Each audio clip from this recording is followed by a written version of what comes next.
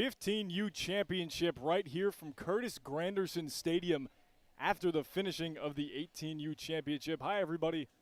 I'm Austin Kroom. Kevin Malater to my left, and Ryan Sikora, you just finished up with softball. He's to my right. We're going to have a three-man booth for a White Sox Nike RBI against Indianapolis Nike RBI 15U championship here on a beautiful Sunday in Chicago, Illinois. And Kevin, we just got off the call for that Cincinnati White Sox game, and all I saw was pure dominance from Cincinnati in that second half.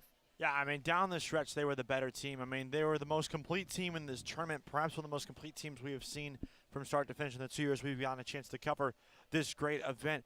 But what stood out to me, though, is just the resilience they showed. They went down early, but they never gave up. They kept on battling. They kept on fighting. And in the end of the day, they found a way to win. And, Ryan, I'll flip to you on this one now. You also just finished your time over at Flames Field for softball. Also saw another Cincinnati team. How did that call go? They've been pretty good. That Cincinnati team, that was similar to the one you talked about the other day when those two teams. It was the Guardians and the Reds. And, boy, the Reds did not look like they had enough. The Guardians were just throwing them away. It was a 1-0 game. And then as soon as the Big Red Machine got on base, 5 turned in and around, and they won the game 5-1. It was kind of wild. It just kind of showed up, appeared out of nowhere. Pretty cool for Cincinnati to take home both senior crowns. And Cincinnati, the dominance from both sides, baseball, softball-wise, you're not going to see that here 15U. As Circle City, Indianapolis is going to beat the away team facing Juan Barrientos, the White Sox starting pitcher. It's going to be Kayvon Burt, Berkeley Henry, and Caden Kendall to lead it off for Indianapolis.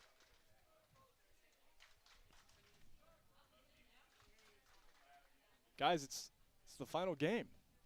No, it's crazy. Last dance. I'm tired.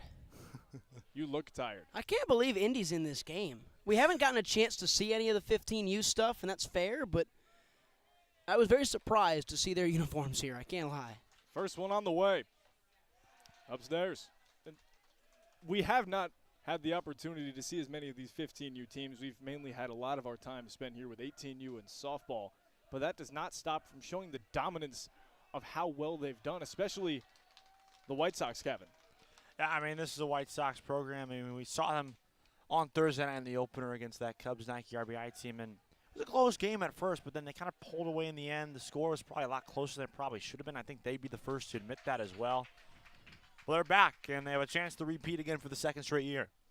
And that would be a good look for them, as Sir Jamison Jones is not here in this one, but his team's dominance is, as Barrientos is ahead 2-1. That's some chin music. It's 3-1 to the leadoff man.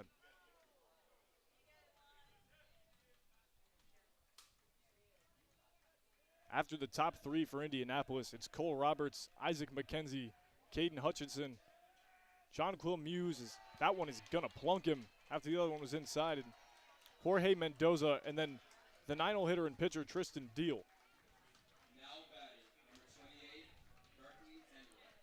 Yeah, so right there you're going to see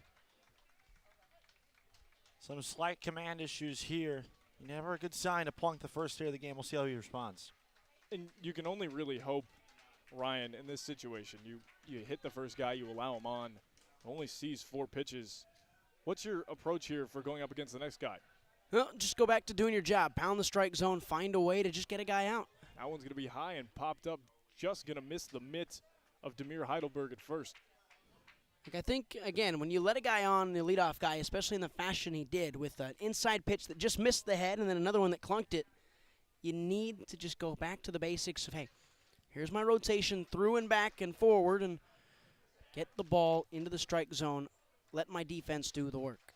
And the defense for the White Sox, whether it's 18U, softball, pickoff throw to first, or in this 15U, they've really been utter dominance, especially that softball team. It's their first year as a program. Saw them win a game 14-1 yesterday against Circle City softball. Yeah, as much as we're here for every team, I think when you look at the broad scheme of things, the genuine average of the standard, this White Sox club is probably at the top of the pile with how consistent they are everywhere and how much winning they've done over the last couple of years. But again, like we talked about with the 18U bracket on the baseball side, everybody's getting closer, everybody's catching up because everybody's getting better and being forced to chase that dominance. So that always raises the level it makes the region as a whole a ton better. But let's not forget about the Cincinnati team, though. I mean, look, this is a team that so far, they're not going to sweep the regional because they're not in it. They swept the 2 senior divisions, though, on both sides, and this is a usual trend for them maybe 3-4 years ago. They're trying to get back to where they were. They used to dominate this region a couple of years ago, and they're finally back. So the 1-1 pitch was a strike down the middle to Berkeley Henry, the left fielder. He's got a runner working on first, that being Kayvon Burt. Curveball punches him out. That's the first out and first strikeout for the White Sox. Absolute filth on that breaking ball, Kevin. Yeah, and when you're able to command with your breaking ball, it sets up a lot of pitches well. He starts breaking ball, goes to the fastball, and then finishes with the breaking ball. If you're able to command with both, especially with that curveball, you're in for a good night because it just changes the eye level. It's a lot tougher to hit as a hitter. And you've seen already at that point, that has been the 4th throw over to check on Kayvon Burt at first. Definitely a steal threat as the pitch to Kendall is not going to be in time. Snap throw also not in time.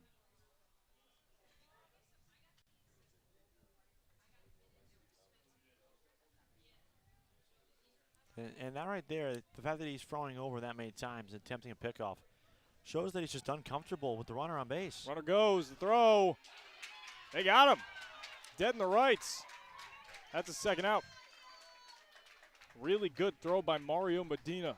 And that's big. Kevin brought up he's worried about the runner. Well, the runner's gone. He went, he chugged along, and that's pretty good from the guy behind the plate.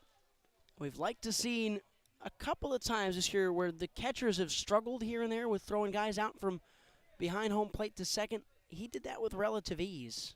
1-0. That's on the ground to the shortstop, Ireland. He'll glove it and throw to Demir Heidelberg at first, and that'll end the inning. So after getting a leadoff guy on, Circle City is going to have nothing going. We're going to the bottom of the first.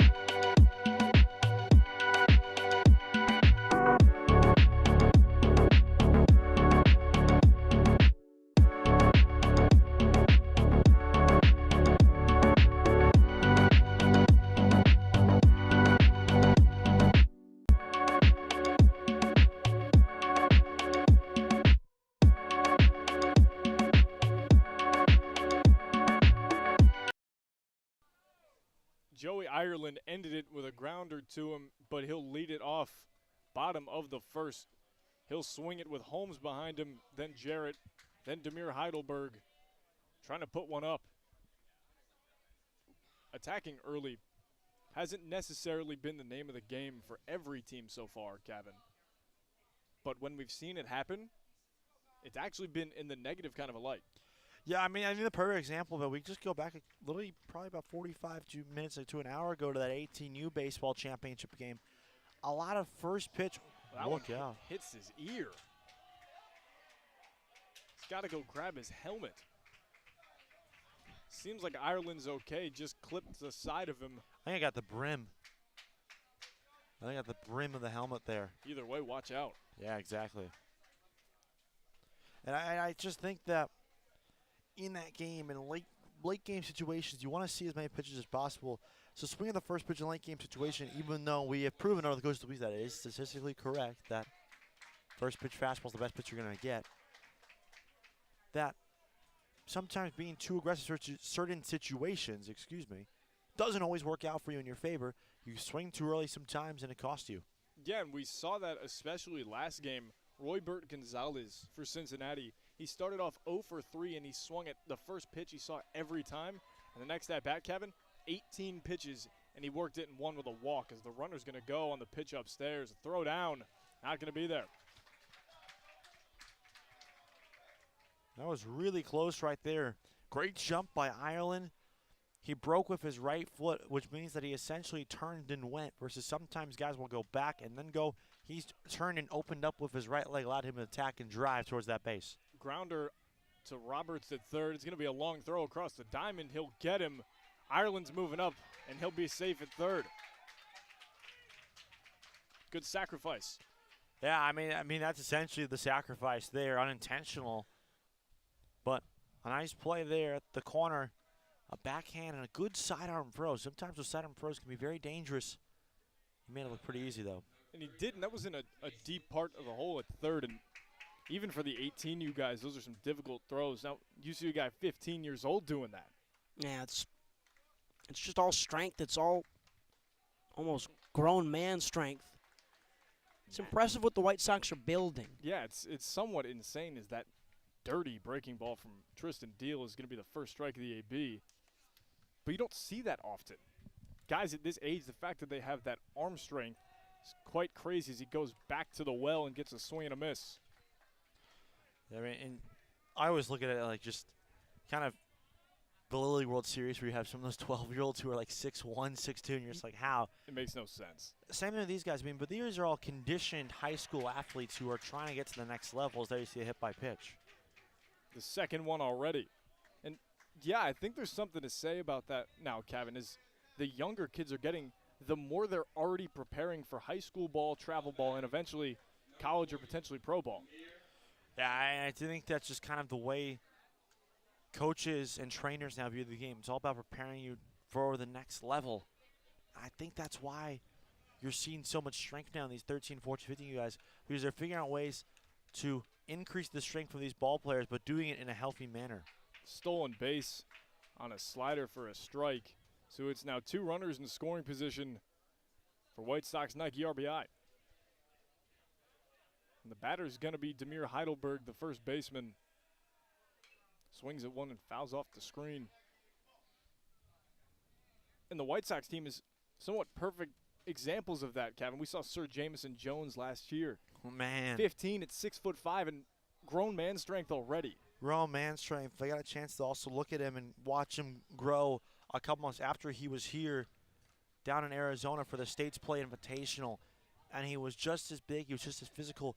But he was more free. He played more free in that Invitational, which is crazy because there's so many scouts there. But that's just kind of how a lot of these guys are built, especially a lot of these guys in the RBI programs. They just go out because they play because they love the game. And that's why these teams and these games are always so exciting and they're always filled with drama, because these are guys who want to win and always play a selfless brand of baseball no matter what.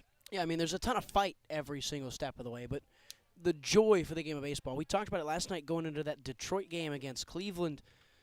Detroit had been there for 11 hours at the end of the day, and when we were talking to Jordan Jones. That's a drop third strike.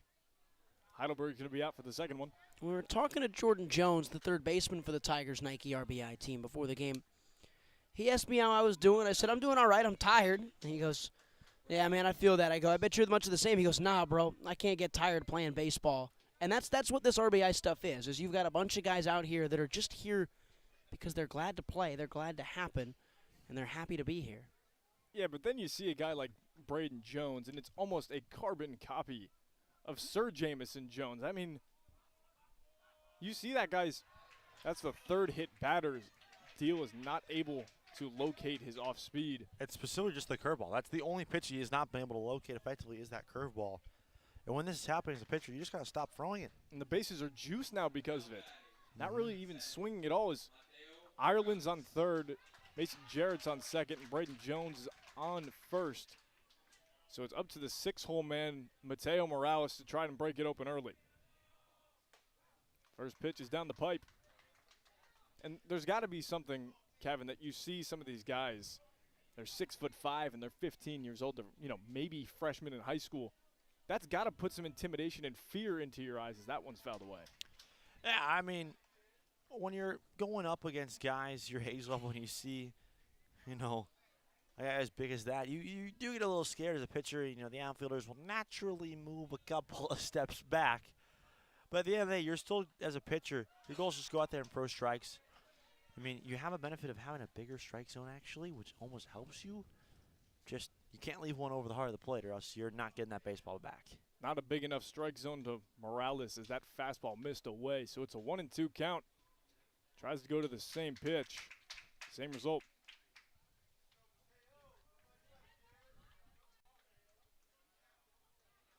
Deuces are wild. 2 balls, 2 strikes. 2 are away for Mateo Morales.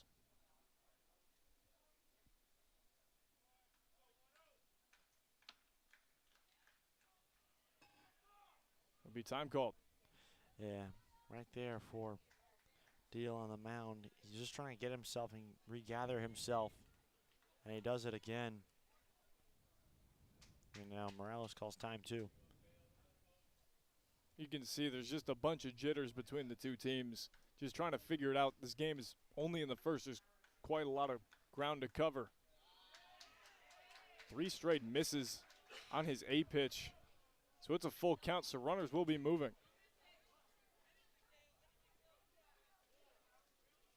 Got to have an anything goes approach here if you're Mateo Morales. 3-2. Just chopped slowly to the third baseman, Roberts. He'll charge in and fire. It's not going to be in time, and it's off the glove of Kendall.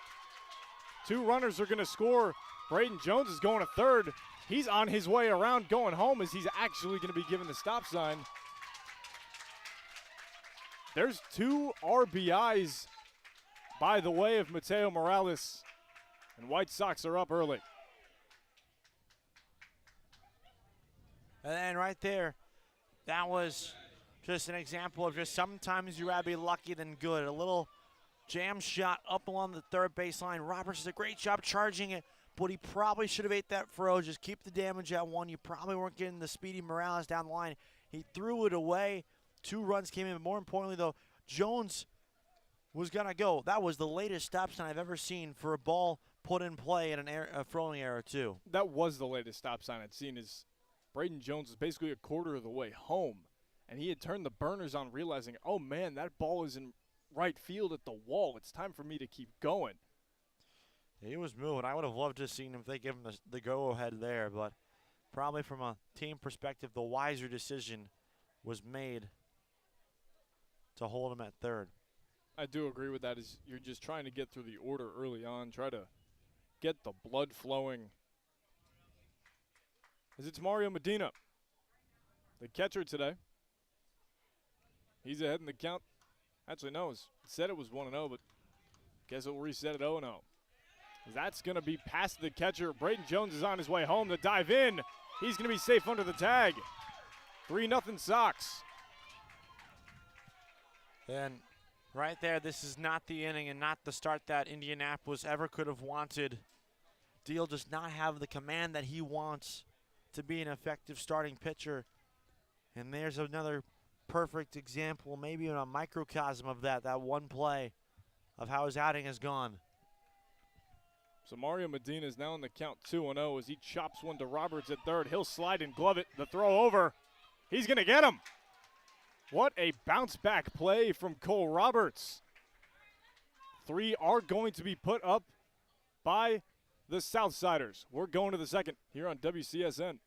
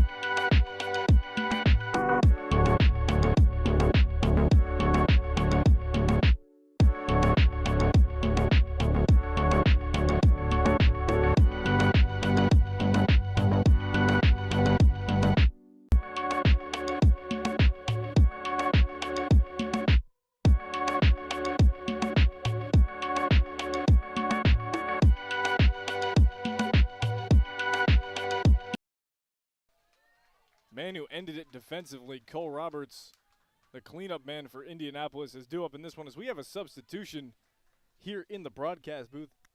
Big Tex Henry Domini's in right now. How you doing, Henry? It's great to be here. Just came back from softball, having some fun.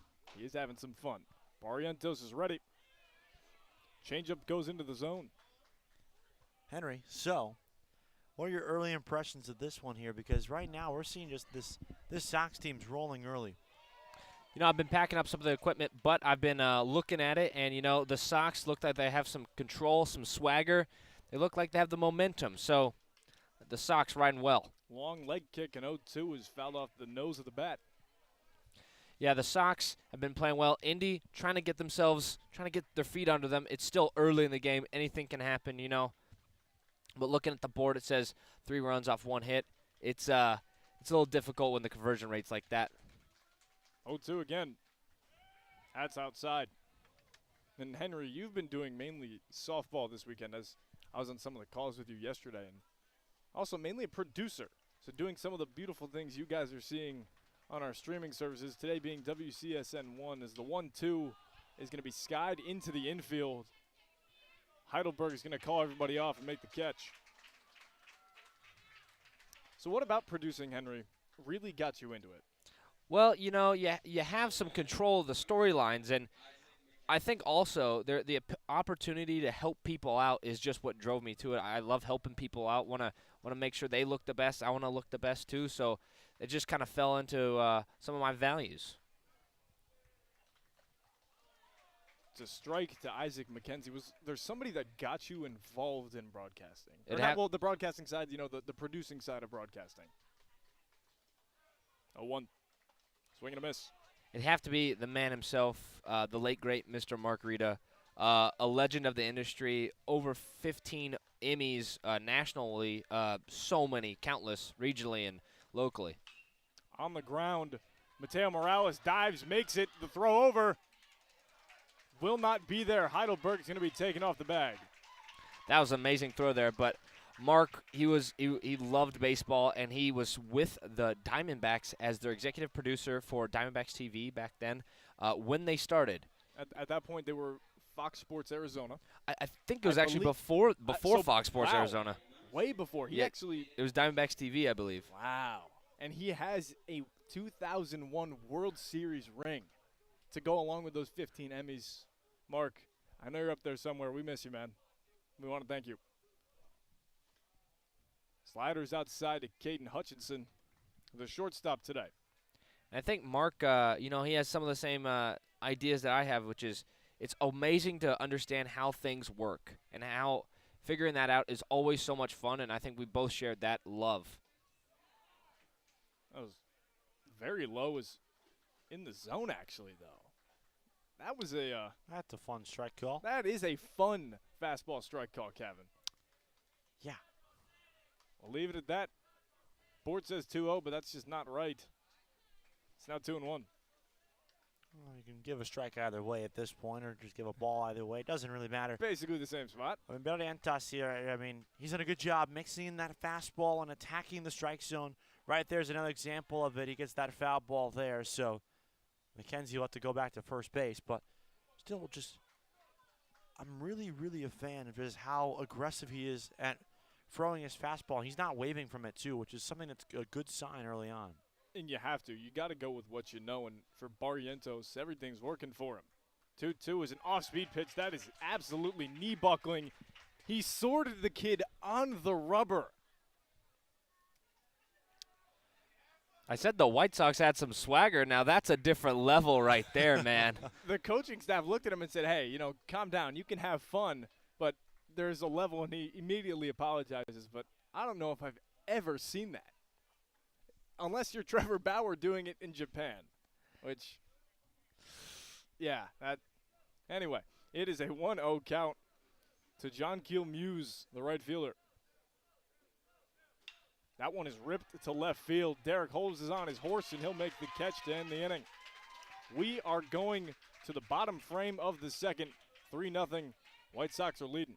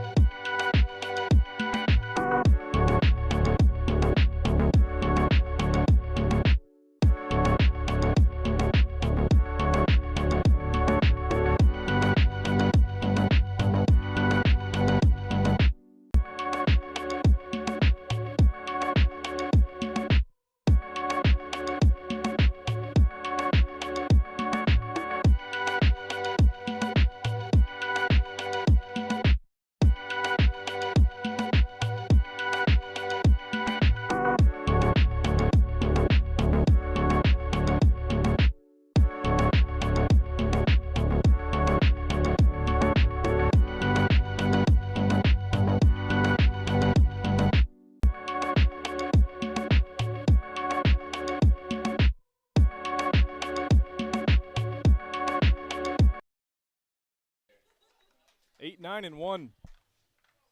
White Sox are still up 3-0 in the bottom of the second inning.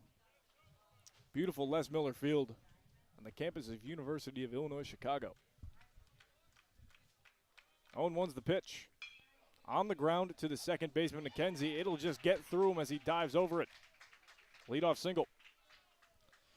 Yeah, and Indy just needed that badly. I mean, just watching this game, it just felt that the Sox were just going to start pouring on, and they needed that out, and they just couldn't get it there. And now it just feels like Chicago just is going to keep on rolling here in this inning.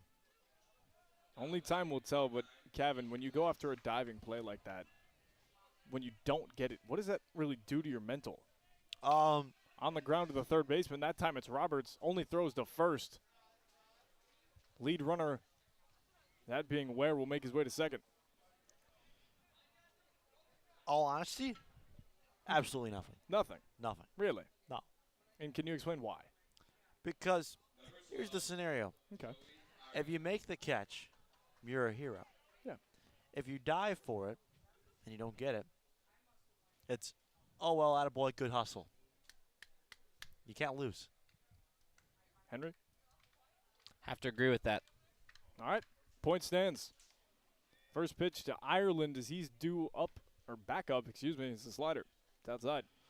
Yeah, and deal here, this is going to be fun to see kind of how they go about just mixing those pitches with him after the struggle with the curveball in the first inning. High into the air in left field. Berkeley Henry's going to camp under it. There will no be tag up for Jalen Ware. Second out. And right there, hanging curveball from by Deal. He's lucky to be getting that baseball back. But either way, just I like what I've seen from Deal here. He's thrown a lot more fastballs in this inning. That's what he has to do. He needs to do it, and he's done it so far. I think he was just trying to think too much about it. You go off speed. It kind of gets in your head that guys are sitting heater. Why don't I do something else? No, you're definitely right. I mean, when you're just a pitcher out there and you're trying to just hang in there, you're pitching in the biggest game of your summer so far, I mean a regional tournament championship game, there's a lot of pressure on you. And when you don't go out there and you struggle. Runner's going to go, and that one's going to be hit in between the hole of where Hutchinson was. So it's going to be an RBI single as Jalen Ware walks his way home. 4-0. Yeah, dominant performance here in the early goings by this White Sox Nike RBI team. Great piece of hitting there by Holmes. And just thinking it out of hand very quickly in this one. Mason Jarrett, the center fielder today, second AB, was hit by a pitch, stole a bag, and eventually came around to score. Trying to do that again. First one to him's up around his neck. Yeah, now Deal is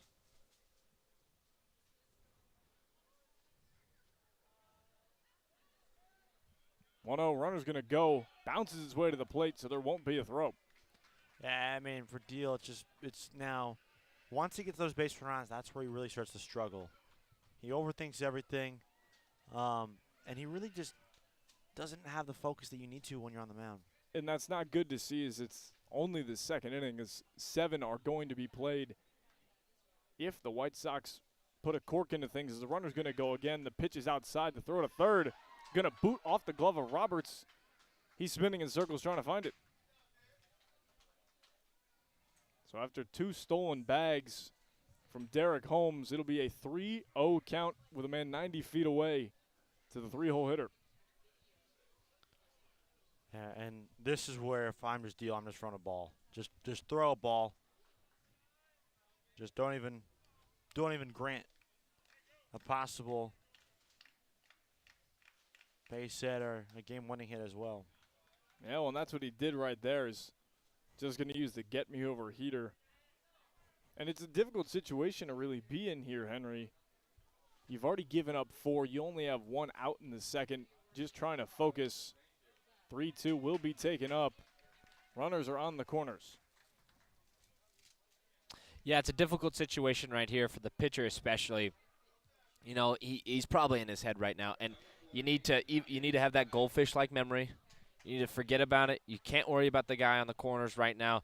You just have to worry about the guy on the plate, get things done. Don't worry about second base either. The guy at the plate's Heidelberg. Jarrett's going to take second. Smart idea to not throw it by Mendoza, as the runner would have moved on home, that being Holmes. Yeah, they would have tried that Little League play. And at this level, it normally works to perfection. Sky high, just on the edge of the infield. It's going to be caught by Caden Kendall. Need a little bit more communication there between the infielders and the outfielders. That could have been a drop ball and another run scored. That was the third out of the inning. We have it here in our book. There was a ground out by Hayden Layson, then a fly out to left, and then that third one's the pop out. So as much as they don't know it, we do. So we are going to the third here on WCSN.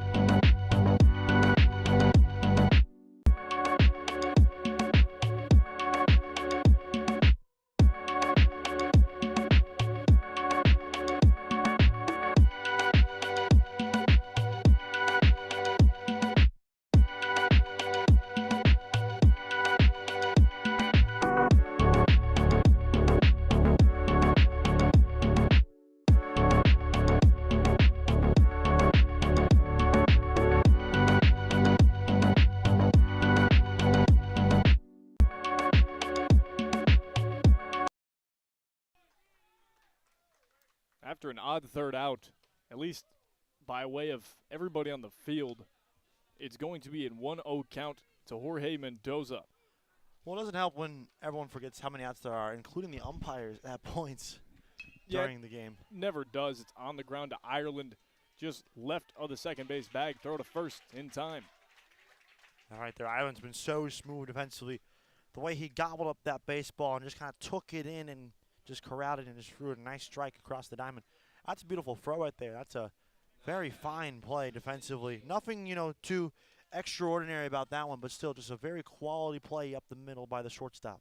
So it'll be the pitcher, Tristan Deal, trying to do it for himself, trying to get the first hit for his squad today and try to start any type of rally they can. 0-1. Just chopped foul. Kevin, I know you were a PO, so you didn't hit as much, but is there something about getting up there and doing it for yourself that gives you more motivation to really just pummel the ball? Gives you a good feeling. I mean, you kind of turn into, over his head. You overthink a lot. At least I did a lot because I'm just like, all right, I'm a pitcher. What would I do here in this scenario? And I just overthink. You just got to go up there as a pitcher. Just go ahead and just swing the bat, be free. I mean, how often do you get as a pitcher an at-bat, especially once you get to high school? I know depending on who your coach are, I know a lot of coaches in, my school and my school's conference, they'll DH for the pitcher, which means that, you don't get very many at-bats. So when you do get those at-bats, it's finally nice. It's a nice change of pace. And that's a swing and a miss at a slider away. The throw went into the outfield, trying to just have the go-around. Out number 2. Well, chalking that up on the first error today by the White Sox, and it came on the celebratory round the horn on the strikeout there. But no, I mean, Barrientos made quick work there of Deal. I mean, that was probably one of the quickest at-bats we'll have today in terms of a quick strikeout. He is trying to start his way, going quick again against Kayvon Burt, the leadoff man. He's already ahead. Actually, it says a ball, but it was called a strike. That one's going to go behind him. Hit him on the shoulder. That's his second AB, second hit by pitch. I think it may have actually hit him. You know, he's got the sliding mitt in his back pocket. I think it hit the flailing part of his sliding mitt. See that? See where that in the rule book, where does that go? Because that's not a direct necessity for your uniform. Unless, I mean, I'm not sure the umpire saw that. They Well, saw from- something move. But from our angle, like, there was a sound that was made, and all of a sudden, like, I saw the flailing part of the sliding mitt coming out of his back pocket, and it was a hit by pitch. Nasty breaking ball drops into the zone. So Berkeley Henry behind. Kayvon Burt taking a lead as that one's fouled over the right side of the screen.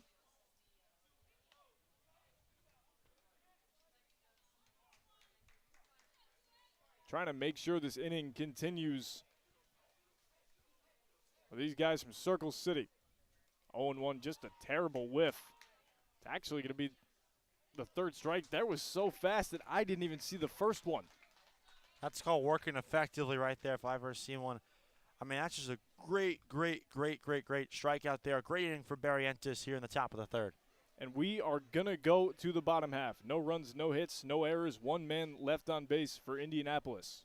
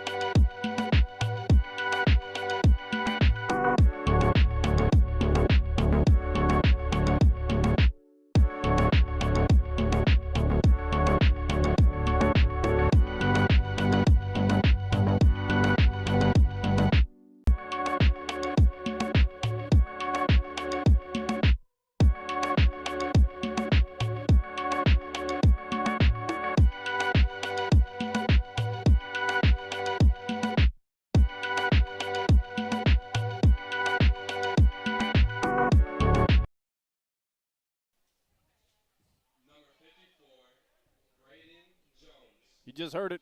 Braden Jones going to be the leadoff guy in the bottom half of the third. It's going to hit him.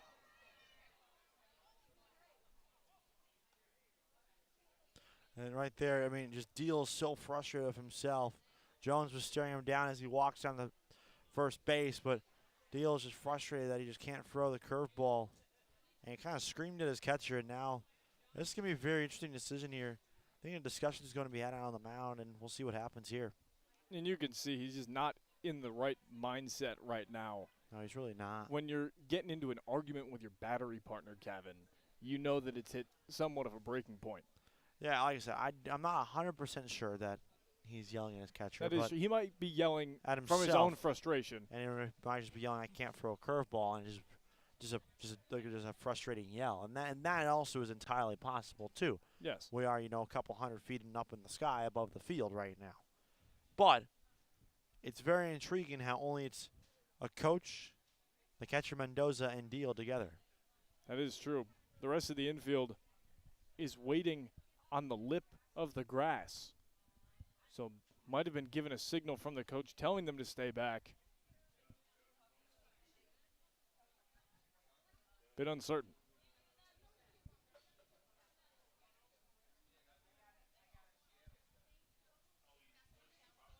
So after that hit by pitch, it's Mateo Morales. Last time he was up, he singled. Eventually was stranded on third.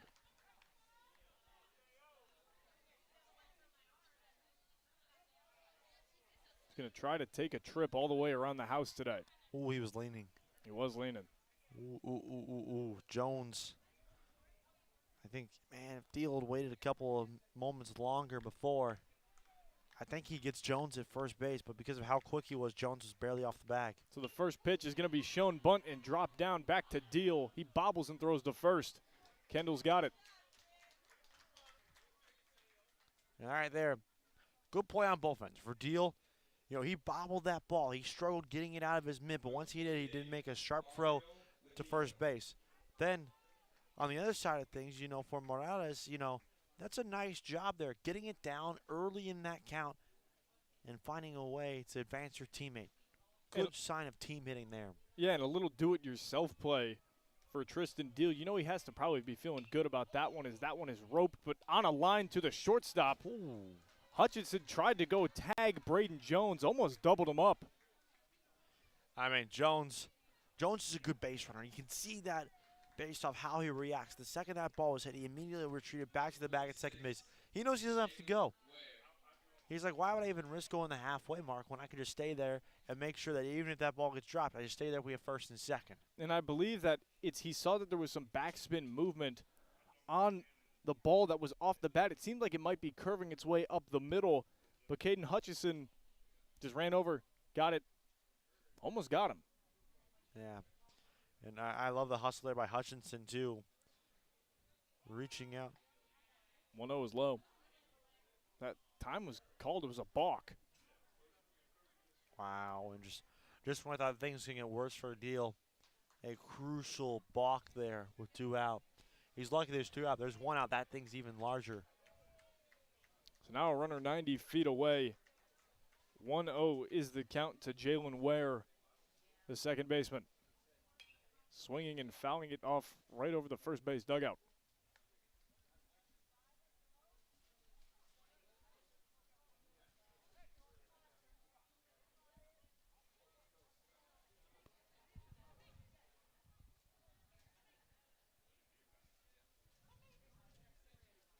One. Swing and a miss. 1-2.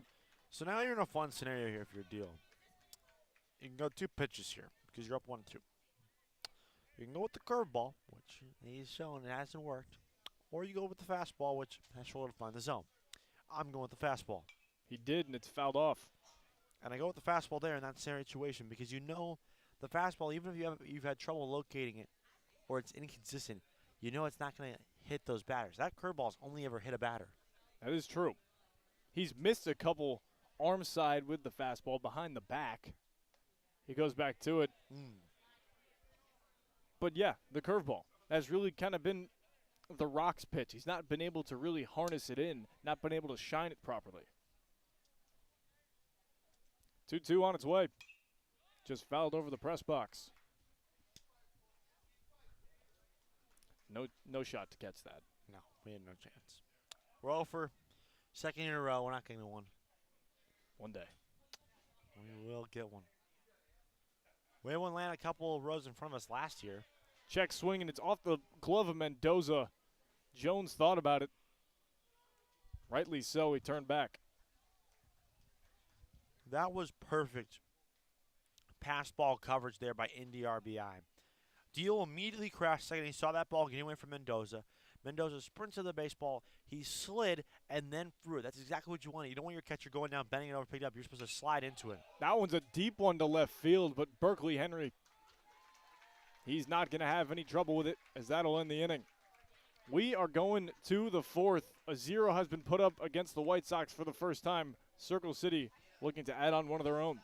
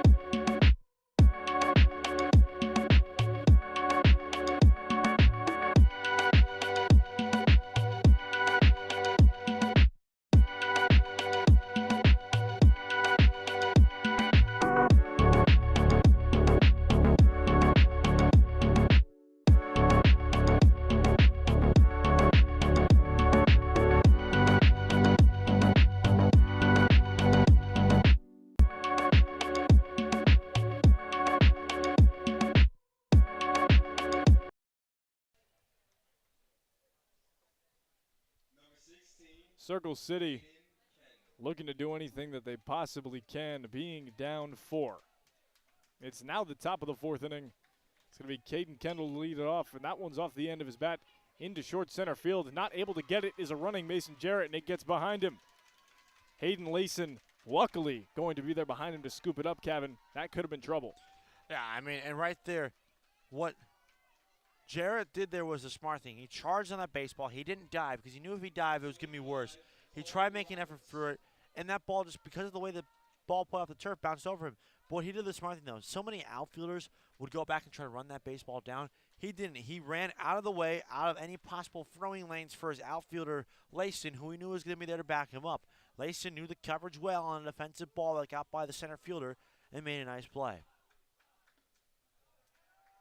Cole Roberts really picked it up defensively after that misstep early on. He's ahead in the count. 1 ball, no strikes. Cut on and missed. Really good slider from Barrientos.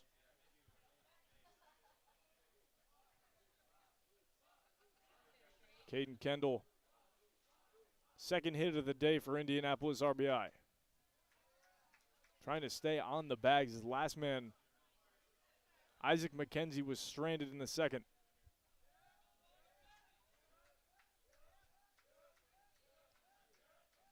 Two 2-1 on its way. Outside paint, even at 2.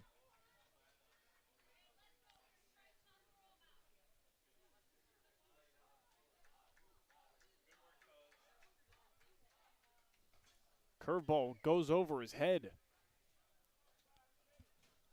That's the first time we've seen that bad of a miss for Juan Barrientos today. Yeah, Barrientos has done a nice job just fighting each and every pitch. He's done a nice job attacking the strike zone. Full count pitch misses. There are 2 runners on for Isaac McKenzie.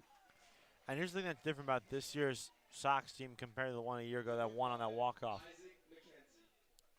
Team a year ago, this is both on the 18 and 15 side.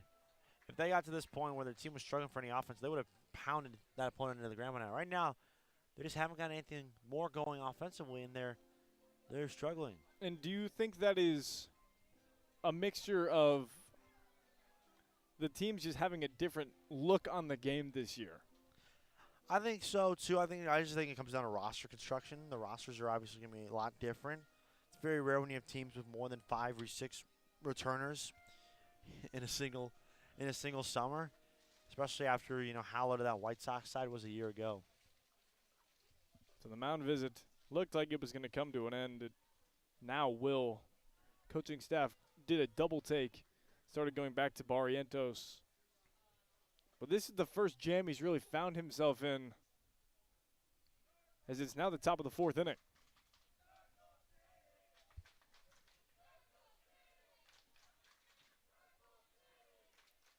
McKenzie's up to the plate. Looks at one down the middle. Tough take there. Tough take there. That might be the best pitch he sees all at bat, if not all game. Yeah, I'm not a big fan of that, personally. He's going to get a similar pitch in a similar spot and foul it back over the stands.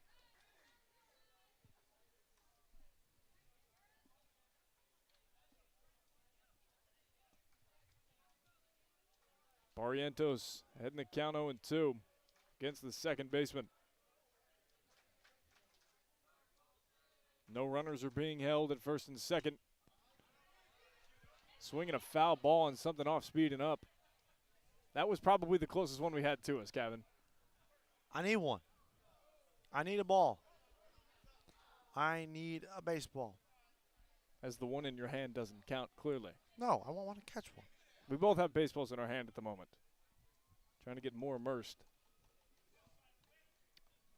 We both miss the playing days, don't you? Because I know I do. Here's a courtesy runner now on first for Indianapolis. Yes and no.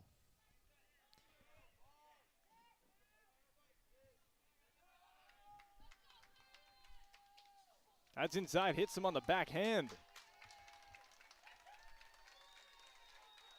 Dwayne Sawyers, who's that courtesy runner, is going to scoot his way to second. Bases are juiced with nobody out for Caden Hutchison. Now batting number 7,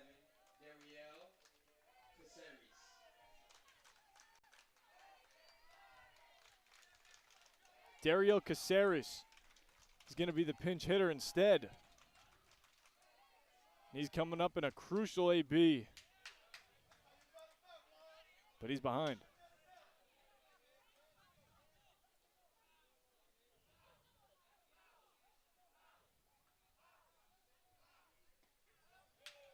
Oh, 1 is taken behind 0-2 quick.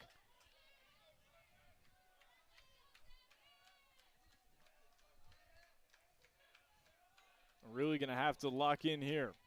Strike 3 looking. Didn't even make an attempt. Slams his bat in frustration. I mean, Hutchison right now is doing it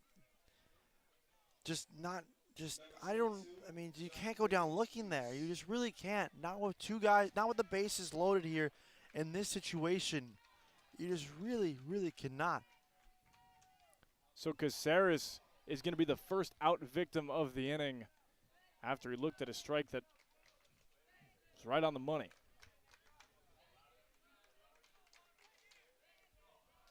Muse, the outfielder, is now 1-1 after he swings at something that was at his ankles. Yeah, and just this is where sometimes being too aggressive comes back and can hurt you at points. If you're ever in that situation, you need to focus up about, having those good takes. And right now, that simply has not been the case. And John Keel Muse takes his 1 timeout right now, and they even count at 1 apiece. Dances back. Ooh. Backed him off there, right there. I like that. Subliminal messaging, maybe? Not Wouldn't go that necessarily. far? I wouldn't go that far. 2-1. I don't know where that one missed. That one looked pretty good. Yeah. That's a missed one. We haven't had many today, but yeah, that was a strike. That was a strike for sure. So it's 3-1. Bases are juiced for Circle City. 3-2. I like how A lot of times when pitchers get frustrated, they'll try to throw the ball harder because they're angry, they're mad. Right there, Barrientos just kind of played pitch and catch there. He knew that it was probably going to be a straight take with the bases loaded. Swing and a miss. That's a clutch one. 2 straight strikeouts in a row for Barrientos. Wow. He goes fastball, fastball. Both of them slower than what his average velocity normally is. And he gets him on the inside corner. He pretty much tried a jam shot there to induce a double play ball. And Mendoza hits a squibber that's going to stay fair. The catcher Medina is going to throw to first. That ball was drilled right into the dirt. So after allowing the first 3 on, Barrientos works his magic. We are going to the bottom of the 4th inning. White Sox lead 4-0 here on WCSN.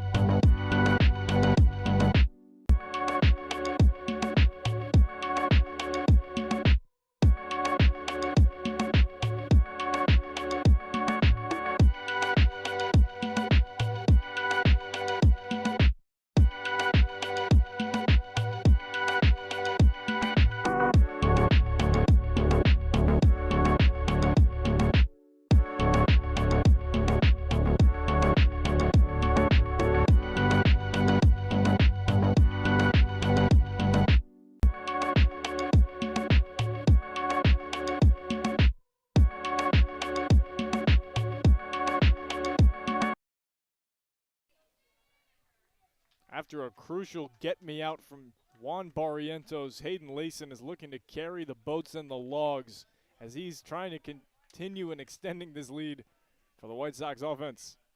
Showing bunt already and dropping it down in front of the catcher. Mendoza will do it himself and throw to first in time. And Mendoza does a nice job there carrying the baseball and makes a good strong throw over to first base. Retiring Layson, the first hitter. Indy needs a quick inning defensively. This game needs a quick inning defensively too. I mean, it just feels like both teams are just slugging it out right now, despite what the scoreboard says. It's just, and when these type of longer games happen, it really kills any and all momentum you have. And that's what really causes games like this to die, is momentum killer innings.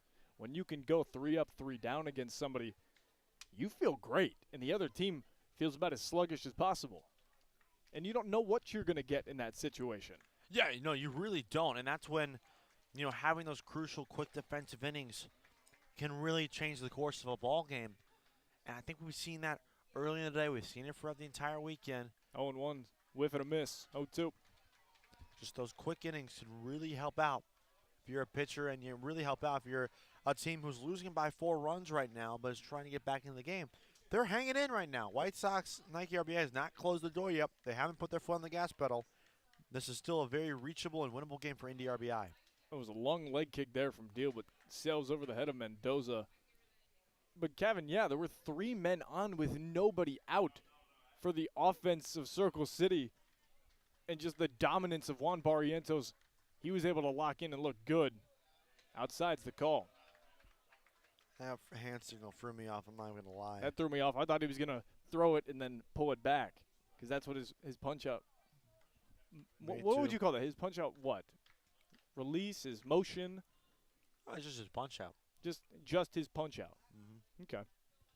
See, I've never really thought about it. It's just somewhat of a subconscious thing. All right, the board is now correct. It's 2-2. It's over his head. You know it's not correct? That pitch. That pitch was not correct. And what I mean by it wasn't correct is because his timing was all off. He released it too far back. It wasn't over his head. It wasn't directly above his head. It was behind him. 3-2 So that misses ball as carried well. out. And, Kevin, you were a pitcher. So are you able to sense when you miss, or is it somewhat of a you just go and you go, ooh, that kind of missed badly? There are some things where it's like, well, hey, the result of the pitch has a lot of indicator on it. Because you go, yeah, that's not good. And there's sometimes when you release it where like it just doesn't feel right. Not like it hurts or anything, but it just doesn't feel right. Ireland goes on the strike. The throw down won't be there. And so when that happens, you just try to recorrect yourself and you kind of think back to what you're doing and just simplify your process as a pitcher out on the mound.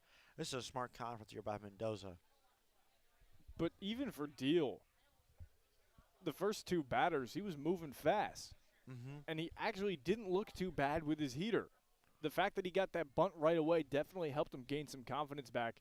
And he did give up a walk to Joey Ireland. But he's looking better than the first few innings. He's gotten better as the days progress, which is what you want from your starter. Ireland fakes it. Cut on a miss. The problem is it's too little too late now at this point. It is a bit too little too late. And that's somewhat the name of the game is you finally hit a point and you go, oh, man. It might almost be closing time. 0-2 is the count on the left fielder, Derek Holmes, with a runner on second. Ireland's going to go on a pitch that gets past the catcher. Wind around third, but he'll hustle back.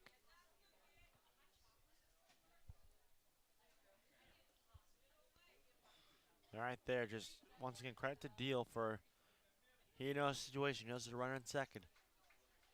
He does a really good job coming to the plate, covering the plate in case the runner in Ireland came home.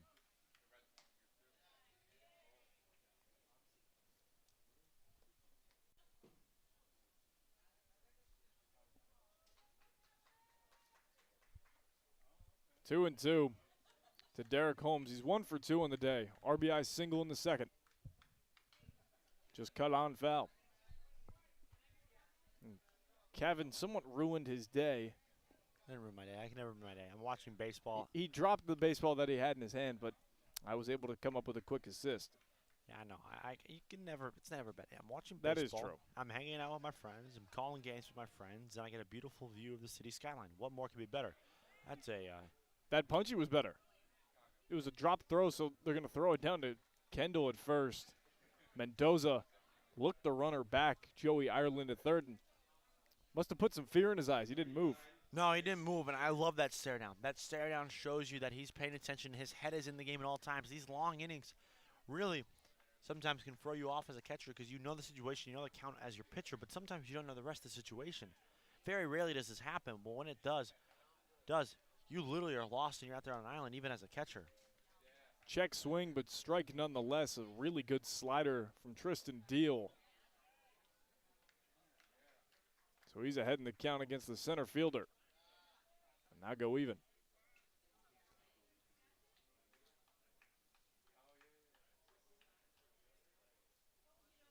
It's been about an hour and 15 minutes since this one first took off. It is now the bottom of the fourth inning.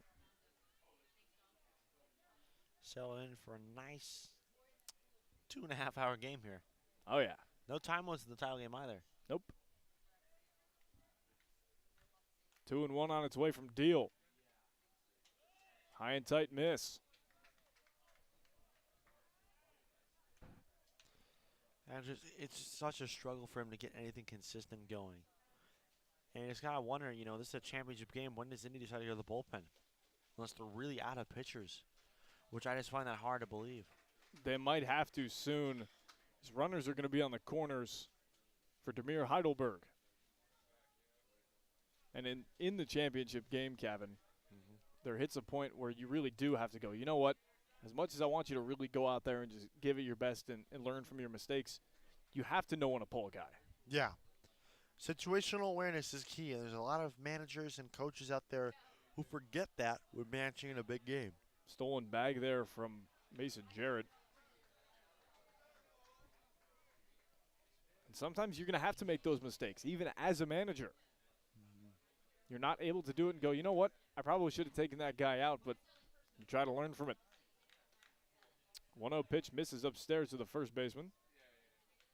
0 for 2 on the day. Trying to look to extend his lead as 2 runners are in scoring position. Ireland on third, and Mason Jarrett on second. Right down the middle. What you want? It's what you need at this point. You got to have the guys beat you. You know that's what they're going to look for, so make them beat you to the spot. As the 2-1 is right down the middle. Hutchinson, the shortstop, is going to range it in out of the jumping way of the middle infield umpire. That was a crucial one. That was hit on a line, Kevin. Yeah, I mean, just way to hang in there by Hutchinson, the shortstop. He bodied up that baseball, made a nice play. White Sox Nike RBI are going to leave 2 in scoring position. It's now the 5th inning here in Chicago.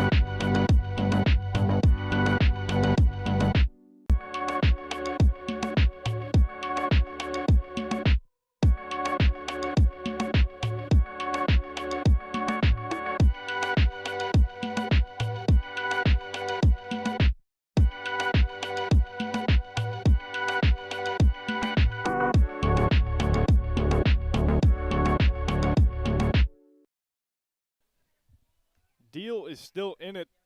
Now the top of the 5th inning. Still trying to do it for his half. Only 2 hits on the day for Indianapolis. Nike RBI. They're down 4. Immediately calling time. Yeah, and this is a big spot here for this Circle City RBI team.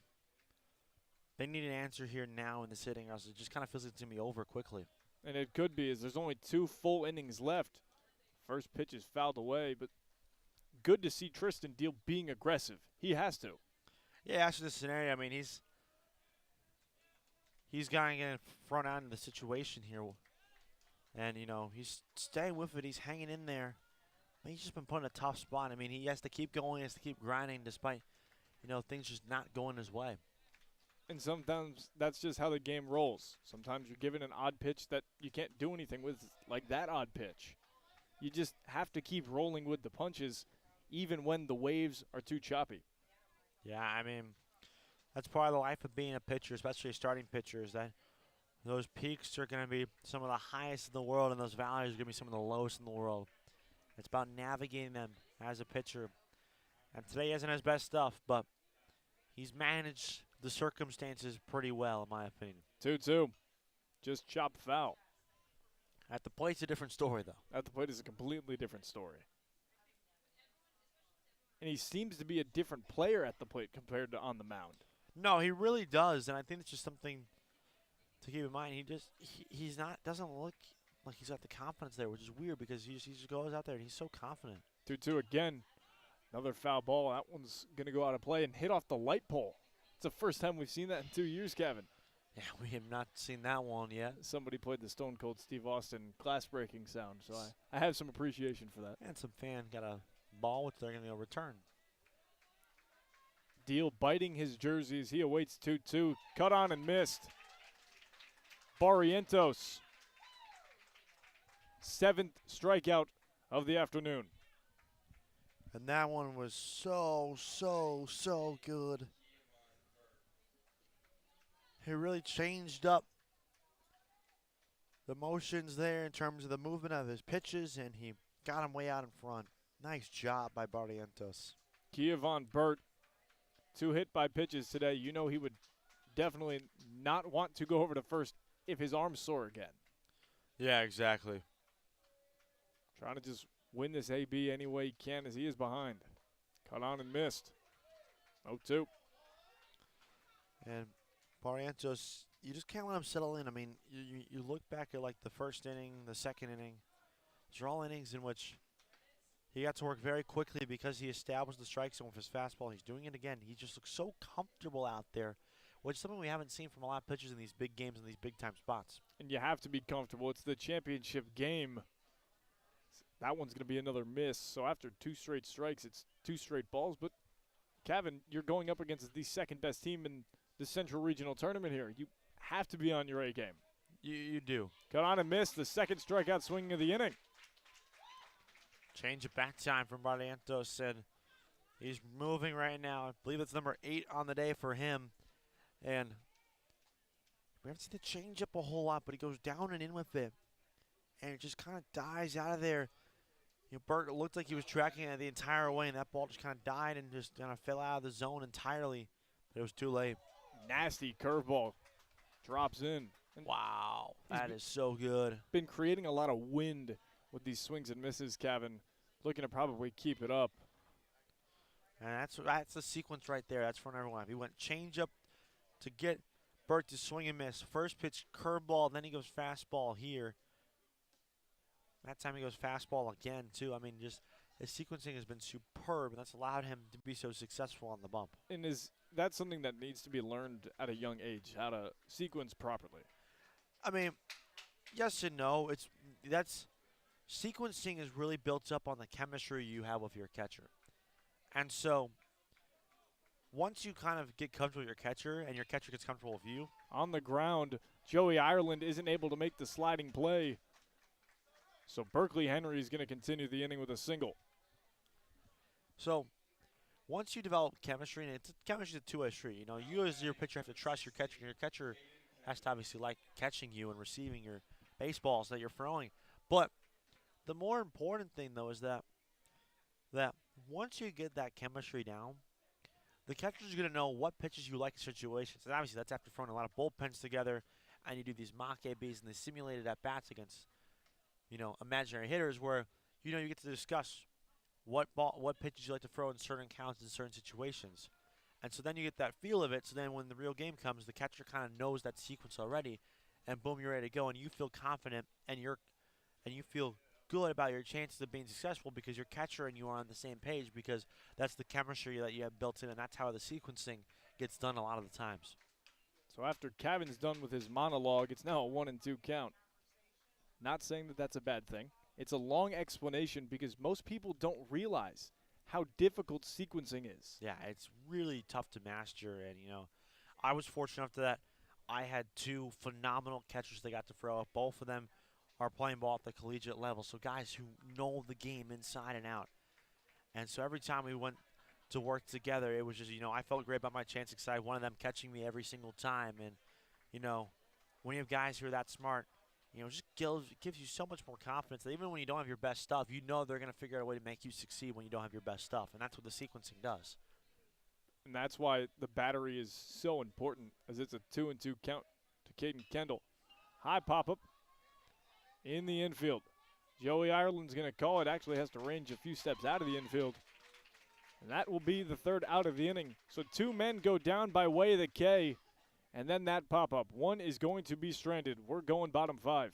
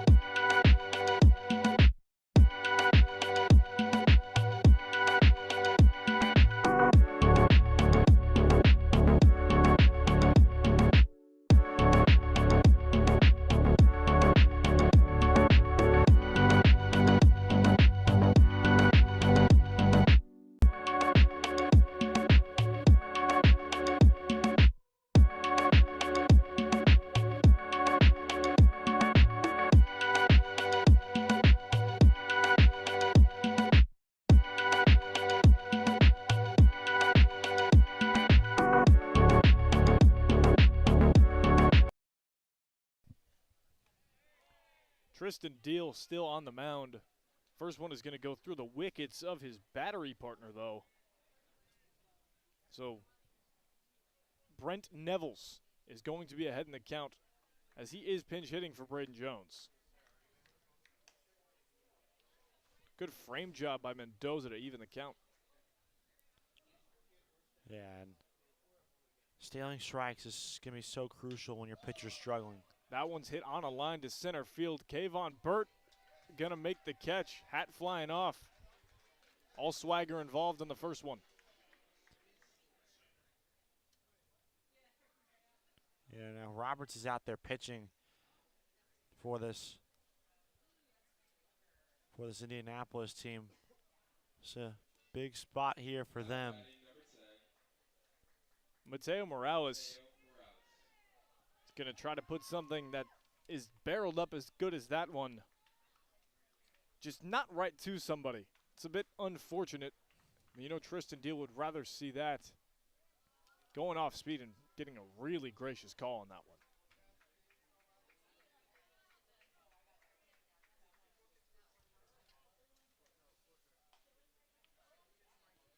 Oh, we went around. Wow, that is. Yeah. Ooh. I think he should have appealed there. I think he should have asked down, but I know Indy wasn't going to ask. That was a beautiful breaking ball. I don't know where that missed. Yeah, I'm confused. Neither do I. Hey. Pitch. Another breaking ball, another miss. That was a slider that time, and it just kind of never got that vertical drop. It has to drop vertically and then all kind of come down on that horizontal plane as well. Didn't do either, really. Well, actually, I take it back. It had the horizontal movement, but did not have that vertical drop that's needed for a crucial slider. And then you aren't really sure what you're going to get, as Cole Roberts has gone even against Mateo Morales. That one's going to be on a line to Muse. Right fielder's going to catch it. These are two hard hit balls, but they're right at defenders. And sometimes in these type of games, you can't be afraid to pitch the contact if you're a pitcher like a Roberts here in this scenario. You just got to be able to go out there and just try to throw some strikes. If they make contact, they make contact. It's not the end of the world. And that's all you really can do. Especially if you don't have blow-by stuff either. You have to induce contact that your defenders are going to be able to get. Medina is going to look at the first pitch by him. Yeah. Seems that the breaking stuff for Roberts is really going to be his forte. Yeah, it was really, really strong first pitch. Like how he opened it up there with that slider. But then misses with the fastball. It's almost the opposite of what Tristan Deal was doing. And right there, that's simple. That's just release point issue right there. That's pretty easy to correct. The 1-1. In the air. First baseman Caden Kendall's going to backpedal, and it's going to drop out of his glove. Medina's going to be standing on first, and that's, yeah, tap yourself on the head. He's probably as confused as we are. He's going to be on the E3. Well, we've seen it all. We have. I mean, a surefire 1-2-3 inning. That would have been the first 1-2-3 inning for Indianapolis defensively today, and it just scored it right out of the mitt there of Kendall at first base, and it's just so frustrating as a pitcher. You get that third out, you have it literally in the bag, and then it's like, you know, you're walking through a snowstorm in the middle of winter, and the bag rips open and everything falls out. That's what happened right there, unfortunately, for Kendall at first base. Yeah, just closing the glove just a hair early, and that'll do it. It'll cause the fingers on the outsides to not just be able to grip it. And sometimes that's all it takes to extend an inning. As it's going to be Jalen Ware.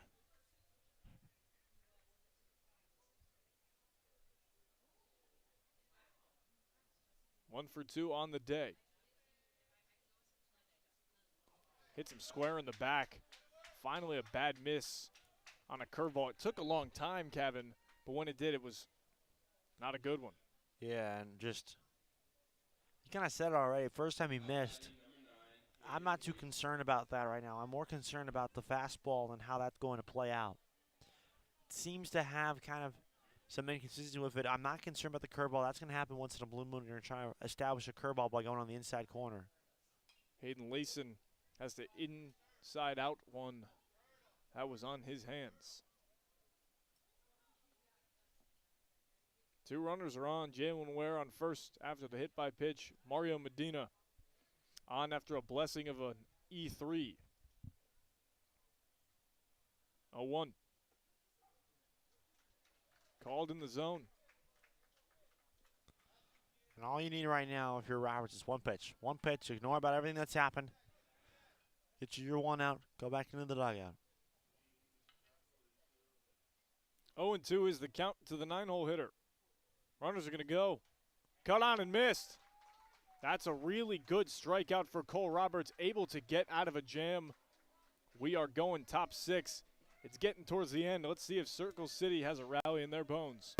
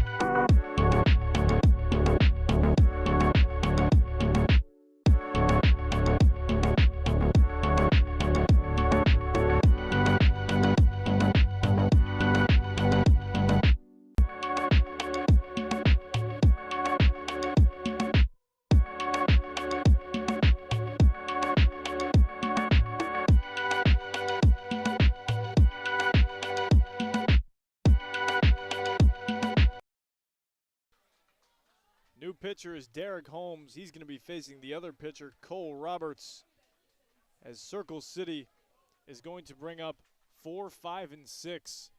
In the top of the 6th inning, it's getting down to the last ones, Kevin. Anything can happen at this point. Anything can happen, but I think the big storyline, though, is that just White Sox are just cruising right now as time is called. I'm wondering if it's because of that car horn that just started going off there. I'm not sure if that was an actual sound effect or not. 0-1. That had a lot of arm side run. It's 1-1. Yeah, good arm side run. Gotta finish, though. Wow. I don't know if I've seen movement on a fastball like that at all, Kevin. No, I mean, I think the only comps to that movement is a very much like that's a Yu Darvish type of fastball right there. And then he goes the other way over the middle. It's to Morales at third. He'll throw to first. Derek Holmes is going to set the tone. I mean, it's a very Yu Darvish-esque fastball, I think. The way it kind of runs back into those right-handed hitters. Yeah, I think that's just kind of how it looks from this angle. And it's just a dirty two-seamer. What are you supposed to do against it except, well, either get out of the way or hope you're able to get the barrel there. As McKenzie's able to get the barrel on that one, but it is hit high into the air to right field. Layson will range it in. Two batters are down quick. Right there, we have what we call the fundies, the fundamentals out in right field, and Layson. You know, that's just a great piece of hitting. An even better piece of defense. As Layson secured that baseball with two hands and made a nice play. Gabriel Rodart from Lawrence Central High School is in to pinch hit for Caden Hutchinson.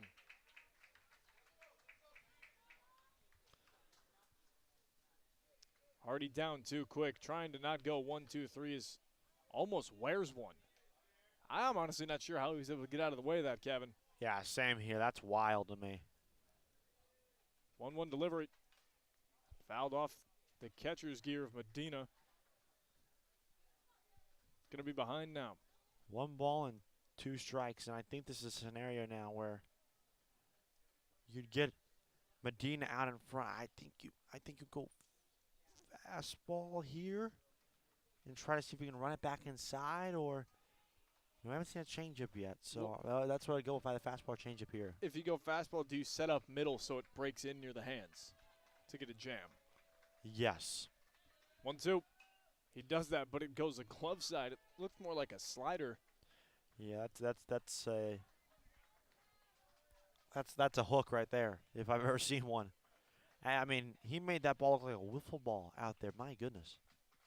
1-2 on its way home. Hook, line, and sinker with that one. Went back to the heater. Just got a swinging miss from Rodart, and it's a 1-2-3 inning. We're going bottom of the 6th. It looks like at this point, White Sox might be on their way to raising the banner.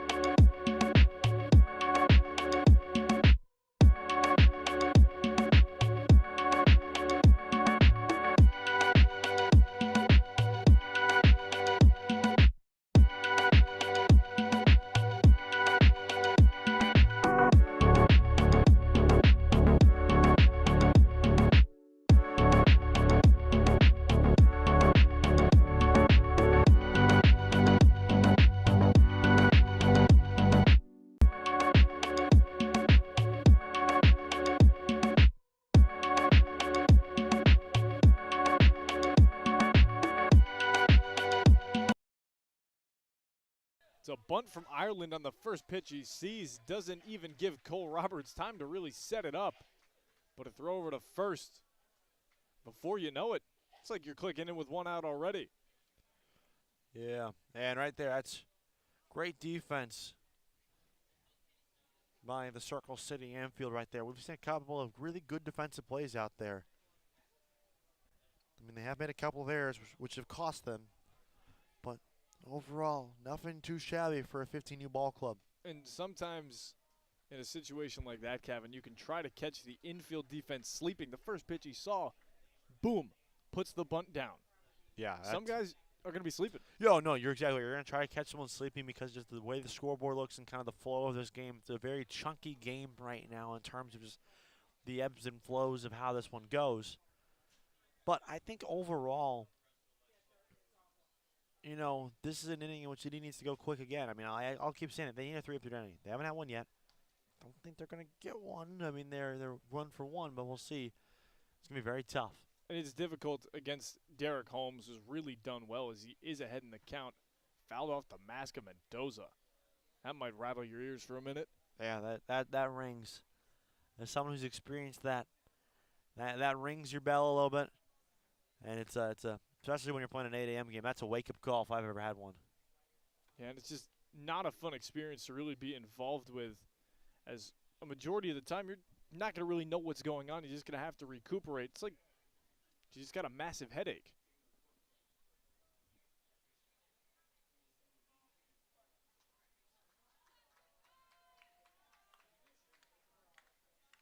So after the ground-out bunt, it's a 3-1 count to Holmes. He swings on a slider. He's going to send it high into the sky, and the outfielder, Burt, is going to make the catch in short center. Okay. They had the opportunity last day and they couldn't do it. Going to be the broadcaster curse, Kevin. No, that's not happening then. If we're going broadcaster curse, then it's not happening. But you spoke it into existence. Well, speaking anything into existence, I'm just saying we're two batters here in the inning. They need it badly. The third batter is Mason Jarrett, who has to move his legs out of the way. They just need it for their momentum. They do. Give you some little extra juice going into your final at-bats of the game. Definitely going to need some extra juice going into this back half of the game. 1-0. Outside call. That's some good paint. Even at 1.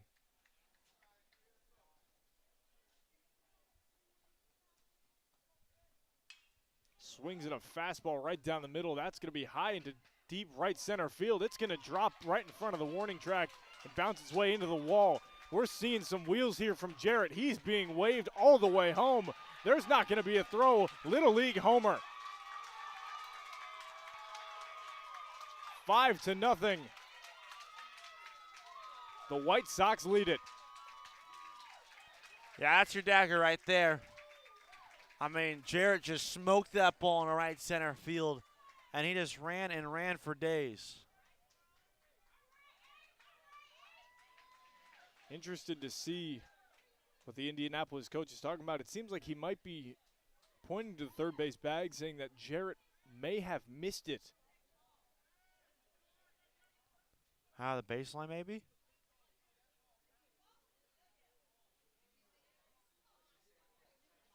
Or they may be talking about the ball going to the dugout, saying that I guess it went through, but he was halfway down the line. I'm honestly not too sure. That ball did carry him, and it hit something. I'm wondering if it hit a hand of a player or it hit the top of the railing while the players were jumping up and down. So if a player hit the ball, it was clearly unintentional because they're very excited because their teammate is hitting an inside the park home run. And yeah, I don't understand the decision to go 3 there. I would have expected it cut off at short, and then you turn and watch. There was no communication there from Indy on the cutoff. Allowed that guy to score. And you can see Mendoza was just somewhat holding his hands up like, hey, he's right here. If there's something on the line, I can tag him. But instead, it's just going to be another run. And in those scenarios, you always, always, always go to one base in front of it. Always. You set up your cutoff so that in case that happens, you're prepared for the play at the plate, and that just did not happen. 1-1 pitch. He's in the basement. 2 balls to 1 strike.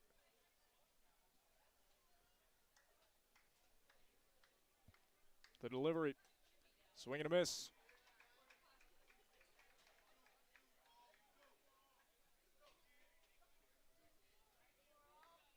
Heidelberg trying to extend the offensive inning.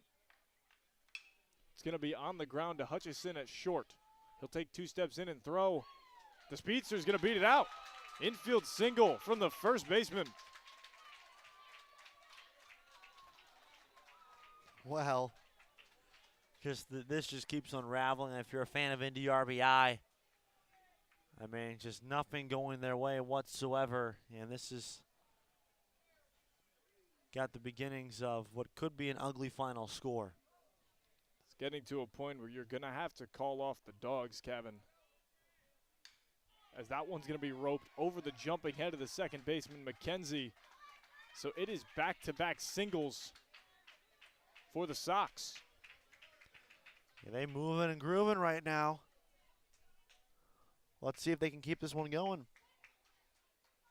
Mateo Morales now is going to be up after 2 one-baggers, and then that inside the park home run beforehand off the bat of Jarrett. Outfield is playing in.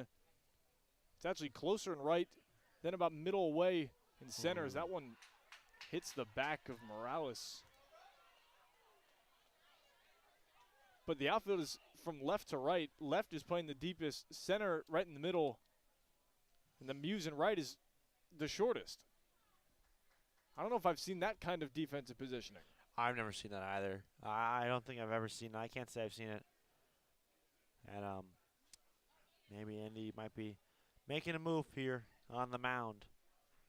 We'll see if they do. We're going to take a short break. It is 5-0 White Sox with bases juiced.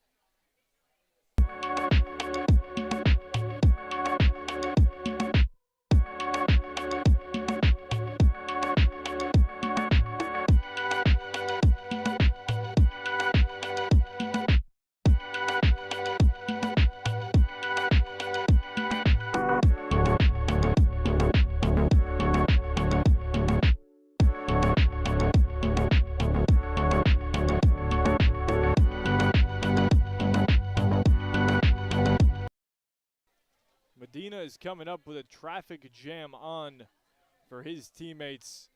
2 are out, though. As Cole Roberts is doing anything he can as that one is skied into right field. Muse is going to call everybody off and get a crucial out number 3. Southsiders are going to leave him juiced. We are going to the 7th. It is 5-0 here at Curtis Granderson Stadium.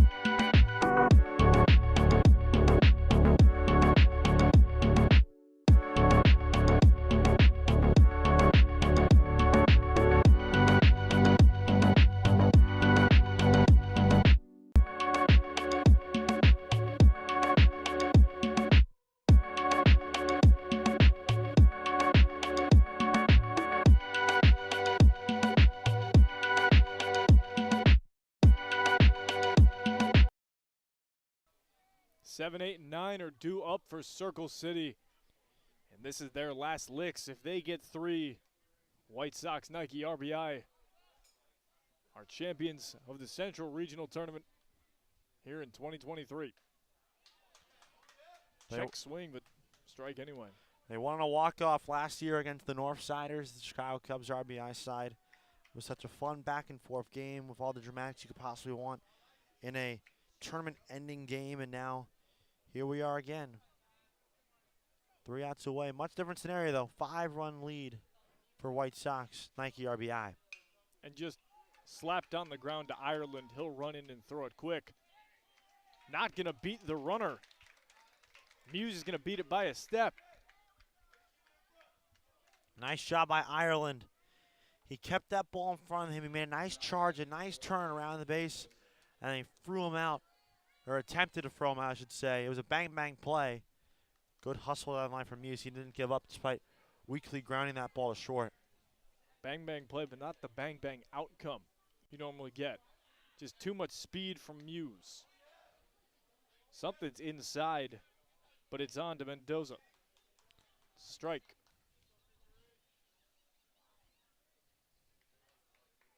Now calling time. Trying to find a way to make sure that there's no double play here as that traditional one is in order. That one's just poked, able to stay alive. Gonna land under a seat. A fan's gonna go corral that.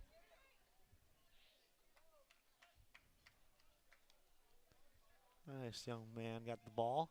Smile on his face. Everyone wins. 0-2 to the backstop Mendoza, who's 0 for 2 on the day. Not enough paint, even with the snap throw back. Yeah, trying to go fastball away, and the trajectory kind of tailed that ball off the plate a little bit more than he wanted to. A good frame job by Medina, but he didn't get the call he wanted. Might try to change the eye level on 0-2, and he does, but it's now even. Not a fan of that one. Why not? I wanted to see a breaking ball there, to be honest with you. It's 4 straight fastballs now. Then you miss high with another fastball and the count evens out. Maybe he goes breaking ball is actually he'll throw over.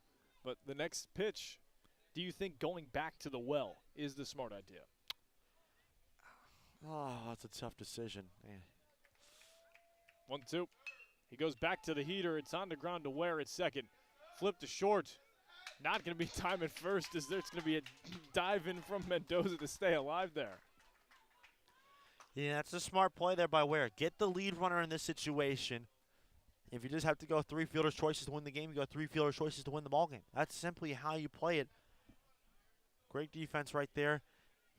He squared to the baseball. He stopped. He turned. He made a strong throw. A nice job there by Ireland. Recognized the situation. He didn't want to throw that ball away. He still wants that force at second base. So Sawyers is the runner now at first for Mendoza, and it is Colton Watkins who is hitting for the pitcher spot.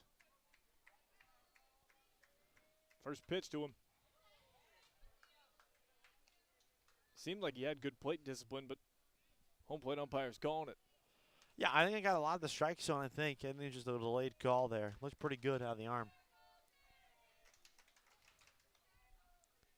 And in this situation, Kevin, corner infielders somewhat are playing in, just in case. You're not expecting a bunt in this situation, but at this point, you never know. When you're back against the wall, you do anything to stay alive. Yeah, exactly. You try everything, and now if you're Watkins, the pinch hitter here, just got to get creative. Got to get creative. 2 strikes on him as it's the top of the 7th frame. Cut on and missed.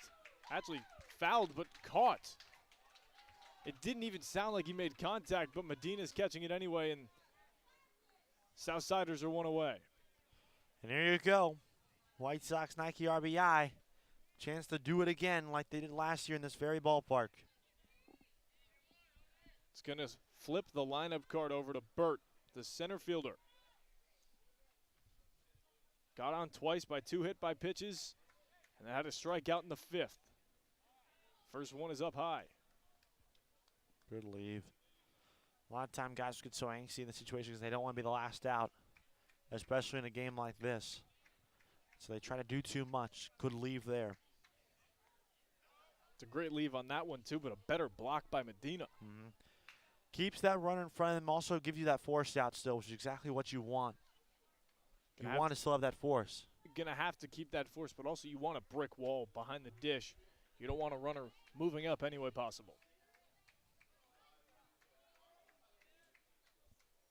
Center fielder ahead in the count. 2-0. Actually, wow. That's a gracious strike call. Okay. All righty. 2-1 is the count. That means as a hitter, though, you got to expand the strike zone as a result. Snap throw back. The throw is not going to be there. Wow, that was close. Just getting under it is Sawyers. Yeah, that's where I think we wish we have video replay in RBI baseball, the Nike RBI regional tournaments. Off first glance and off our looks up here in the booth, I'd say out. Yeah, I agree. I think the tag hit the helmet of the runner on first base before he got his hand back in. 3-1. Chopped on the ground. It's going to go back to the diving stop of Holmes. He'll flip to first. And the 15U Chicago White Sox Nike RBI program is headed back to Florida.